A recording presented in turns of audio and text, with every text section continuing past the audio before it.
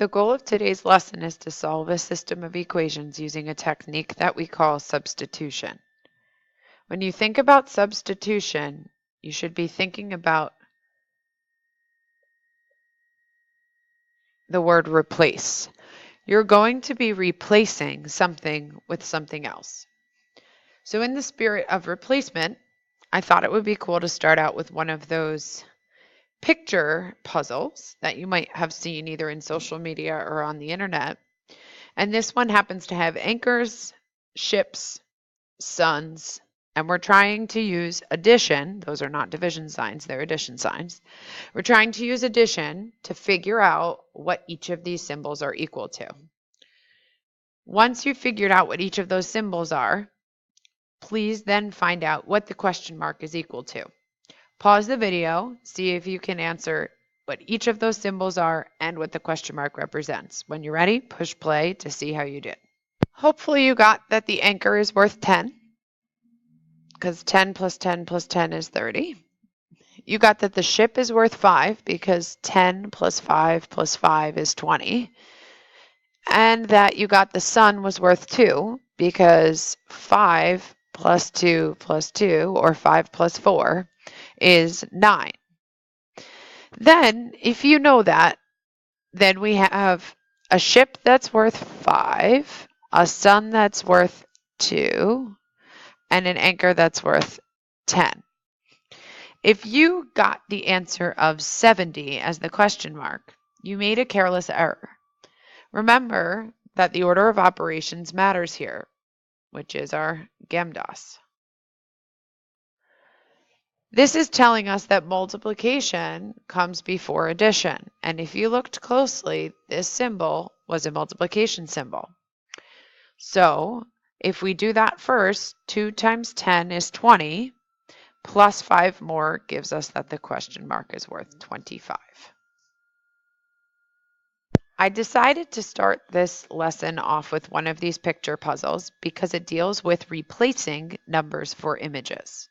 This relates to what we had said substitution was, which now we're going to look at a bunch of systems of equations and use substitution to find the values of x and y. If y equals -3, solve the equation for x.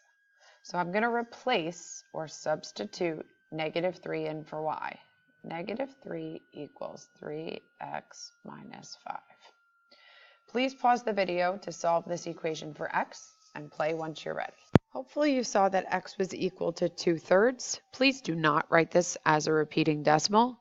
Please leave it as 2/3 because that is a much nicer answer than a repeating decimal. So obviously this was not a system of equations. This was just solving one equation by substituting -3 in for y. Now we're going to look at the next example, which says we're going to use this idea from question 1 to solve the following system of equations. So now we have two equations, and this says that y is equal to 3x plus 13. This one also says that y is equal to 1 plus 6x. So if y is equal to both of these expressions, then that must tell us that these two expressions are equal to each other because they both equal the same thing. So now I'm going to take this equation, and you can take either one, but I'm going to take this bottom equation and I'm going to replace y with that equation because in fact both of these two are equal to y. Or basically what I'm going to do is I'm going to say that 3x plus 13 has to equal 1 plus 6x because those two things are both equivalent to y. Now if you look, I have an equation with one variable in it, which we know how to solve, with variables on both sides. Please pause the video to solve this equation for x and then play once you're ready. Now that I've solved this equation, I was able to find that x was equal to 4. But remember, a system of equations has a solution where you find the value of x and you find the value of y. So right now we've only found the value of x and we need to find the value of y. So what I'm going to do is, if I know that x is 4, I can pick either one of these two equations, and I'm going to substitute 4 in for x to solve for y. I'm going to pick the second equation because the numbers are smaller, but you can pick either one. So I'm going to pick the equation y equals 1 plus 6x. And I'm going to substitute 4 in for x. So 1 plus 6 times 4. Following order of operations, 6 times 4 is 24. Whoops, 24. And then 1 plus 24 gives me that y is 25. So now I know that for this system, x is 4 and y is 5. So I'm going to write that my solution is the point 4 in the x place, 25 in the y place. So without graphing this, I was able to see that my solution is 425. This will be the point where these two lines intersect on a graph. If you wanted to check your answer, you can go to y equals on your calculator, plug both of them in, and make sure that each of them connect or collide at the point 425. So now let's look at the next system of equations. This one doesn't have y equals like our first one did in both spots to begin with. We have y equals 2x plus 1, and we have the next one in standard form, which says 3x plus y equals negative 9. So this is telling me that y is equal to 2x plus 1. So instead of writing y here, I'm actually going to replace it with 2x plus 1 because they are equivalent.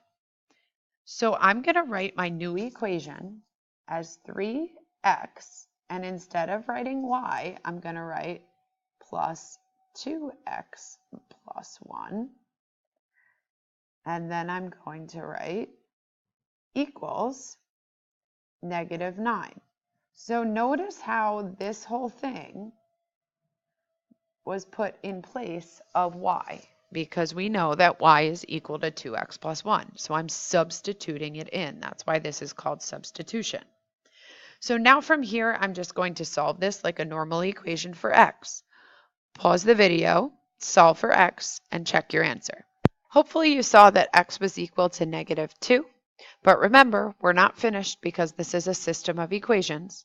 So now we need to make sure that we get the y value for where this system will intersect. You can again pick either one of these two equations to use. I'm going to pick y equals 2x plus 1. I'm going to make that 2 a little neater. So then I'm going to substitute in the x value of negative 2. So y equals 2 times negative 2 plus 1. And I'll get that y equals negative 4 plus 1. So y equals negative 3. This tells me then that I should finally write my solution as a point of x is negative 2, negative 3. Some notes to keep in mind, and if you need to pause the video to write this down, please do. The first one is to substitute. You must substitute one variable to solve for the other one. You can only solve for one variable at a time. You can never solve both at the same time. In order to substitute, you're looking for situations where you have y equals or x equals. It doesn't matter which one you solve for first, so that you can substitute easily. The last thing that you need to keep in mind, and this is a very important one, is when you are asked to solve a system or solve a system of equations, you must find both the x and the y values and write your solution as a point like we did in our example. You need to make sure that your solution looks like a point that you could find on the graph. Pause the video if you don't have all of this written down before we continue. How can you check to make sure that your solution is correct? One way to check is to put them both into y equals in your calculator and make sure that you can find the point of intersection being the same as what you found. If you wanted to check it algebraically, all you have to do is plug x and y into your equation, and you need to make sure that you check both equations. You cannot only check one. So I'm going to start with y equals 2x plus 1, and I'm going to plug -3 in for y and -2 in for x. Here I'm going to get -4 plus 1 equals -3, and -3 does equal -3, so this one works out. Like I said before, please make sure that you check both equations, and you should always check the original equations that you are starting with. So I'm going to plug -2 in for x and -3 in for y. Make sure that when you're substituting in, you put the variables in parentheses. So I get -6 plus -3 equals -9, and -6 plus -3 does equal -9. So -9 equals -9. This is how I know that my point, or the solution that I found, is in fact the solution to that system of equations. Please move on to the back of this classwork.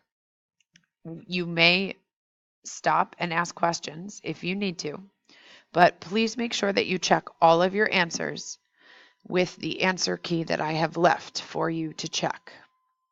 Do not use your calculator to figure out the point of intersection until you have used substitution to find it first. Your calculator should only be used as a check, not to find the answer. The work and getting there is just as important as your actual answer.